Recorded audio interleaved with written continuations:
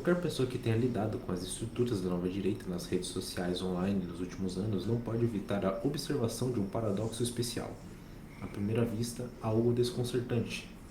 Apoiadores da nova direita, nacionalistas ocidentais e até utilizadores com o pé da direita extrema, todos os quais realmente têm se preocupado com Israel e o sionismo. Ao mesmo tempo, observa-se como um contra-evento, por assim dizer, pessoas associadas à esquerda que não parecem ser capazes de se alinharem suficientemente rápido com as ideias palestinas e pan-árabes. No que diz respeito ao antisionismo e aos sentimentos pró-Palestina na esquerda, isso não é novidade. Especialmente nos países de língua alemã, este fenômeno tem certa história. Afinal, os terroristas da facção do Exército Vermelho foram treinados nos campos da Frente Popular para a libertação da Palestina. E depois, entre outras coisas, foram emitidos uma declaração em novembro de 1972 cheia de elogios aos conflitos do chamado Setembro Negro. E lá eles escreveram: os povos árabes foram mobilizados pela ação para a luta anti-imperialista, celebram os revolucionários como heróis. A sua vontade de lutar foi imensamente encorajada. Algumas linhas mais tarde, eles flagelam o nazifascismo de Israel. E pelos padrões de hoje, a esquerda radical foi progressivamente relaxada com essa acusação, considerando que o nazifascismo se refere a um massacre de judeus em solo alemão, ainda mais no antigo baluarte do NSDAP. Alguns anos mais tarde, terroristas e extremistas esquerdas das células revolucionárias alemãs no aeroporto de Entebbe segregariam passageiros judeus numa máquina da Air France sequestrada, algo que provocou muito debate na cena da esquerda e no público em geral. Não só historicamente, mas também no que diz respeito à esquerda atual, é portanto divertido encontrar no mesmo texto insultos contra os estudantes da Bíblia de Marx e a esquerda estúpida. Deveríamos saber que a guerrilha urbana combativa da RAF tinha um ódio ardente pelos falsos heróis esquerdistas e pelos revolucionários intelectuais de poltrona. É claro que dificilmente alguém na nomenclatura socialista de hoje ousaria dizer tais coisas abertamente, mas a ideia romântica dos povos de terceiro mundo como povos anti-imperialistas, vanguarda revolucionária, sobreviveu em grande parte ao longo das décadas. O fato da esquerda ter, na verdade, degenerado no proverbial idiota útil para que essa vanguarda, que na verdade prossegue objetivos geopolíticos completamente diferentes, é consistentemente ignorado. Entre os atuais representantes proeminentes desta política está o líder trabalhista britânico Jeremy Corbyn, que ainda está no centro das atenções devido aos seus comentários e camarilhas anti-israelenses. Ao mesmo tempo, o Partido Socialista, os partidos sociais-democratas e verdes da Europa estão a ser pressionados pelos migrantes muçulmanos, que ainda alimentam consideravelmente esses esforços. Além disso, muitos neolinks consideram a solidariedade para com o povo palestino como uma continuação lógica da sua própria vitimização no contexto das suas políticas de identidade, as razões políticas, religiosas e étnicas do Estado policial oprimido. Se olharmos o suficiente, encontraremos sempre um oprimido com quem se identificar. A Palestina é tão provavelmente uma vítima como qualquer outra. Do lado oposto do espectro político, tem havido uma forte tendência por parte da direita nos últimos anos para apoiar Israel, que parece surpreendente à primeira vista e é facilmente compreendido numa inspeção mais detalhada. Israel é, per se, considerada sacrossanta na comunidade internacional. As críticas a Israel, mesmo que essas críticas digam respeito apenas do Estado, aos seus atos ou aos seus agentes, são frequentemente rejeitadas como antissemitas. E, portanto, Israel pode facilmente ser usado como um apoio para exigências e decisões impopulares do Ocidente, que a própria Israel conseguiu concretizar.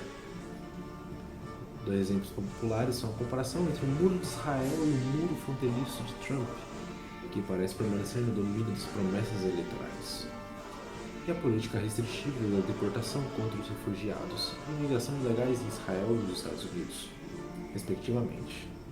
Os nacionalistas europeus, não especialmente atraídos pelo segundo destes pontos, aqui eles podem apresentar as suas exigências como referências a um exemplo real, e a imprensa do sistema não pode protestar contra isso sem se abrir a acusações de antissemitismo. Outro motivo é a dura atitude israelita em relação aos extremistas palestinos e ao Islã, de forma política. Israel tem estado refém do Hamas e de outros grupos islâmicos palestinos há décadas e vice-versa. E apenas um mês se passa sem que uma bomba exploda, tiros sejam disparados ou incidentes de esfaqueamentos seguidos através de ação militar contra áreas palestinas. Portanto, não é surpreendente que Israel possua uma política de tolerância zero e, em caso de dúvida, a faça rapidamente. A mídia de esquerda, sem surpresa, gosta de falar sobre ataques do exército israelense abstraídos de qualquer contexto maior de provocação e reação. Pelo menos desde a onda de refugiados em 2015, esta forma de terror chegou permanentemente à Europa.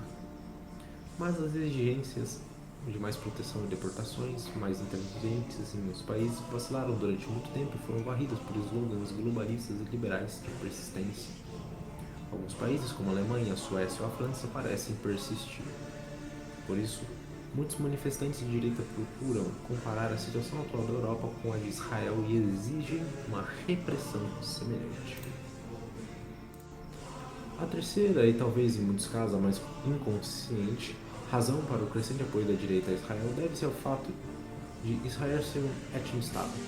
Israel é um estado descaradamente judeu e tornar-se um cidadão não judeu equivale a ganhar na loteria. Israel é literalmente uma nação nascida no sangue e solo. Ao mesmo tempo, é facilmente possível que judeus de todo o mundo se tornem israelitas e criem um possível retiro para si próprios, em caso de desejo ou necessidade.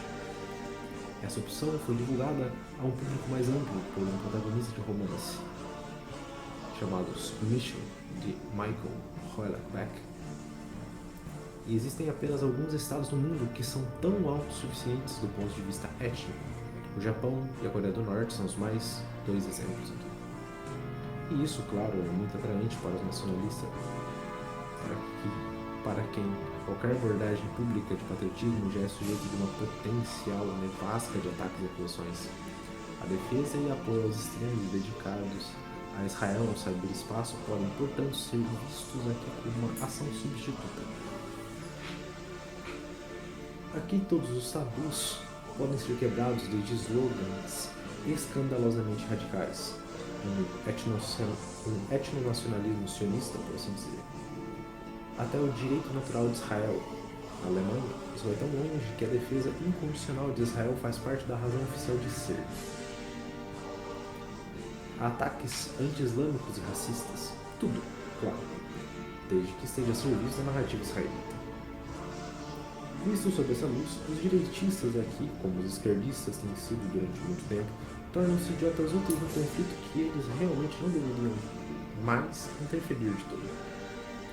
A nossa interferência aqui desperdiça muita energia, que seria muito melhor investida e muito mais eficaz a nível interno.